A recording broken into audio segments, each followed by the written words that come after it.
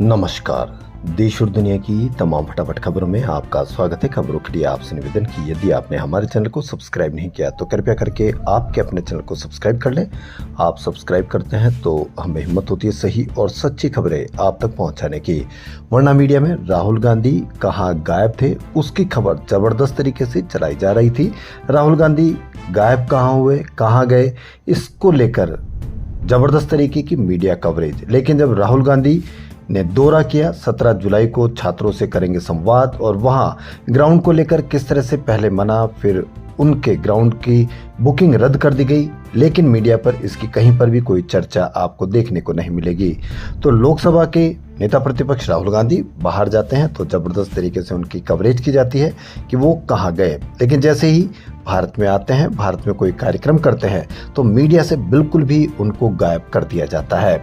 यही अंतर आपको समझना है, क्योंकि राहुल गांधी जिन भी मुद्दों को उठाते हैं उनसे आपके मन में सवाल पैदा होते हैं, लेकिन मीडिया चाहता है कि आपके खून में सिर्फ उबाल पैदा हो। तो लोकसभा में नेता प्रतिपक्ष राहुल गांधी 17 जुलाई को प्रस्तावित देहरादून दौरे को लेकर कांग्रेस ने तैयारियां तेज कर दी है। पार्टी छात्रों की गूंज कार्यक्रम को सफल बनाने के लिए प्रदेश भर में संगठन स्तर पर तैयारियों में जुटी हुई है। कांग्रेस के अनुसार राहुल गांधी कार्यक्रम के दौरान छात्रों और युवाओं से सीधे संवाद करेंगे। इसमें बेरोजगारी, महंगाई, शिक्षा व्यवस्था, भर्ती प्रक्रियाओं में पारदर्शिता और प्रतियोगी परीक्षाओं से जुड़े मुद्दों पर चर्चा की जाएगी। पार्टी का दावा है कि उधम सिंह नगर से भी बड़ी संख्या में छात्र और युवा कार्यक्रम में शामिल होने के लिए देहरादून पहुंचेंगे।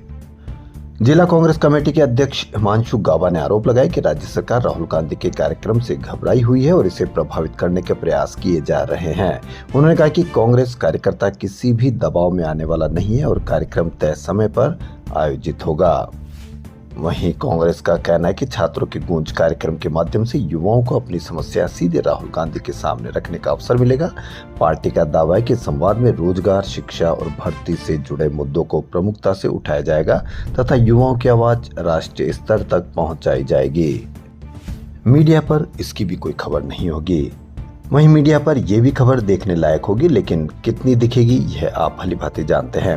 अमेरिका ने रूस से तेल खरीदने वाले देशों पर शिकंजा कसने की तैयारी शुरू कर दी है। अमेरिकी सीनेट में रूस पर प्रतिबंधों से जुड़ा एक संशोधित बिल पेश किया गया। इसमें रूस से तेल और गैस खरीदने वालों देशों पर 100% तक टैरिफ लगाने का प्रस्ताव रखा गया है। मीडिया से बिल्कुल भी खबर गायब होगी। बिल के अनुसार भारत, चीन, स्लोवाकिया, हंगरी और अजरबैजान पर 100% टैरिफ लगाया जा सकता है हमारे मित्र के द्वारा। यह बिल रिपब्लिकन और डेमोक्रेटिक दोनों पार्टियों के समर्थन से लाया जा रहा है। इसका मकसद रूस की तेल से होने वाली कमाई को कम करना ताकि उसकी युद्ध लड़ने की क्षमता कमजोर हो सके। पहले बिल के शुरुआती मसौदे में 500% टैरिफ लगाने का प्रस्ताव था, जिसे बाद में से घटाकर 100% कर दिया गया है।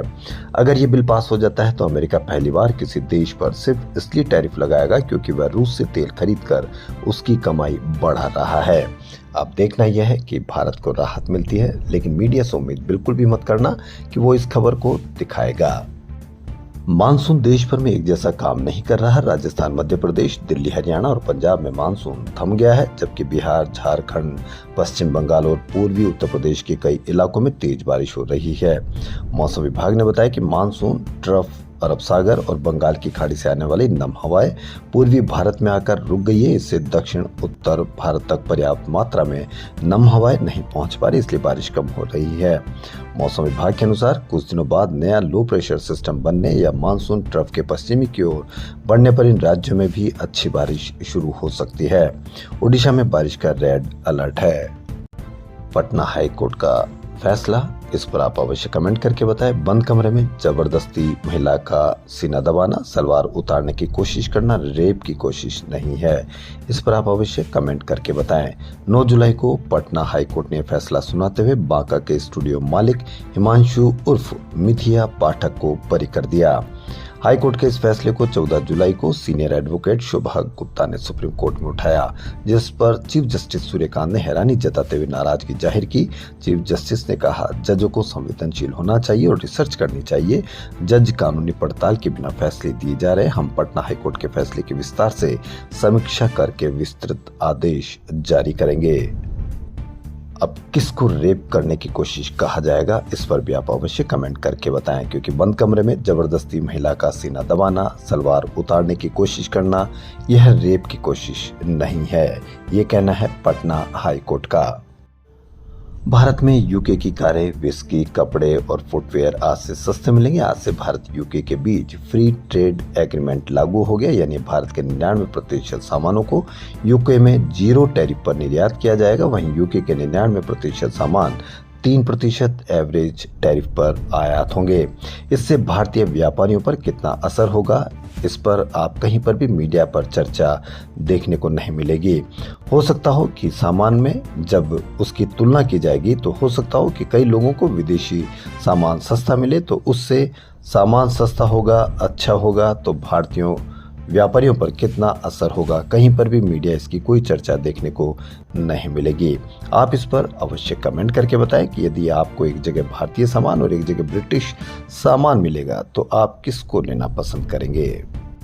भारत ने पहले वनडे में इंग्लैंड को 6 विकेट से हरा दिया। बर्मिंघम एडवेस्टन स्टेडियम में जसप्रीत बुमराह ने वनडे में अपने 150 विकेट पूरे किए। इसके साथ ही वे इंग्लैंड में सबसे ज्यादा वनडे विकेट लेने वाले भारतीय गेंदबाज बन गए हैं। नोएडा में आज सुबह 4 मंजिला बिल्डिंग में आग लगी। हादसे में 2 लोग जिंदा जल गए, एक बच्चा और एक युवती गंभीर रूप से झुलस गए। फायर ब्रिगेड ने सीढ़ियों के सहारे 50 परिवारों का रेस्क्यू किया। पुलिस की शुरुआती जांच में पता चला कि बिल्डिंग के बेसमेंट में इलेक्ट्रिक स्कूटी चार्ज हो रही थी। इसी दौरान उसमें धमाका हुआ और आग लग गई। देखते ही देखते आग पूरी बिल्डिंग में फैल गई। 30 से 40 बाइकें जलकर राख हो गई।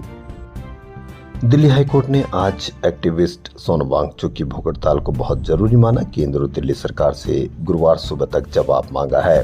हाईकोर्ट ने यह सुनवाई एक जनहित याचिका पर की। इसमें वांगचुक को तुरंत मेडिकल सुविधा और इलाज देने की मांग की गई है।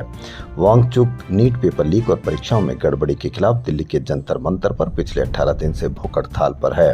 उनकी हालत लगातार गिरती जा रही है। 8.5 किलोग्राम तक वजन गिर गया है।